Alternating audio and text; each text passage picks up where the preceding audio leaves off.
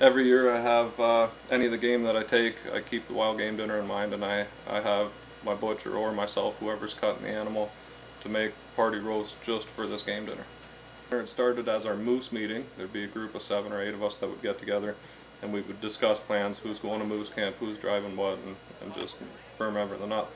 And I thought it'd be a good idea having a moose meeting, let's eat some moose, and we started barbecuing different stuff, and then, you know, after 2 years people started bringing stuff, and it kind of grew from there. I started inviting people, and that's when I was thinking it's a good opportunity to let, you know, kids try the meat, and, you know, people share their hunting stories, and it's great. It's not just for hunters, it's for everybody I know that enjoys wild game and anybody that's curious to try wild game. I hear far too often people say, oh, I had deer once and it was terrible.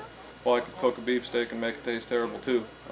If you don't know how to prepare the stuff, you're not going to enjoy it. So I like to show people just how palatable it is, and I think ignorance is what puts people against hunting. I want people to know that there's lots of hunters out there, lots of responsible hunters. You get 1 or 2 people breaking the law and it ruins it for absolutely everybody. Absolutely everything that's edible. As you can see, I don't turn down too much, but again, it comes from a love of the taste of wild game. I think it's healthier for you. There's no steroids or, you know, antibiotics, anything put into them. Well, I personally served some caribou roast, there was bear roast, deer roast, moose roast. I donated one of my 2 wild turkeys from the spring. There was Canada goose chili.